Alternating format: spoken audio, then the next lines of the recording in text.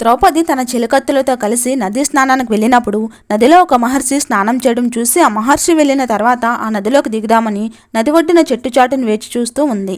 ఎంతసేపైనా ఆ మహర్షి నదిలో నుండి బయటకు రాకపోవడంతో ద్రౌపది ఆ మునీశ్వరుడి దగ్గరకు వెళ్ళి చాలా సమయం నుండి వేచి ఉన్నామని, మీరు వెళ్తే నదిలోకి దిగి స్నానం చేస్తామని ఆ మునితో చెప్పడంతో నది ఒడ్డున పెట్టిన బట్టలు కనిపించడం లేదని, అందుకే చాలా సమయం నుండి తాను నదిలోనే ఉన్నానని మహర్షి బదులిచ్చాడు. వెంటనే ద్రౌపది తన చీర నుండి కొంత భాగాన్ని చింపి నదిలోకి విసిరింది. కానీ అది నదీ ప్రవాహానికి కొట్టుకుపోవడంతో ద్రౌపది మరో కొంత భాగాన్ని చింపి నదిలోకి విసిరింది. అది కూడా కొట్టుకుపోయింది. ద్రౌపది తన చీర నుండి మరో ముక్కను చింపుతూ ఉండగా మహర్షి వద్దని చెప్పి ఆ మిగిలిన వస్త్రంతో ద్రౌపది దేహాన్ని కప్పుకోవడానికి వీలు కాదు, ఆ పక్కన ఉన్న వారిలో ఎవరినైనా ఇవ్వమని మహర్షి అడగటంతో వారంతా తమ వస్త్రాన్ని ఇవ్వడానికి నిరాకరించారు. దాంతో మహర్షి ద్రౌపది దాతృత్వానికి మెచ్చి ఆపద కాలంలో ఆ పరంధాముడైన శ్రీకృష్ణుడే నీకు అండగా ఉంటాడని ఆశీర్వదించి అక్కడి నుండి మాయమైపోయాడు. జై శ్రీకృష్ణ.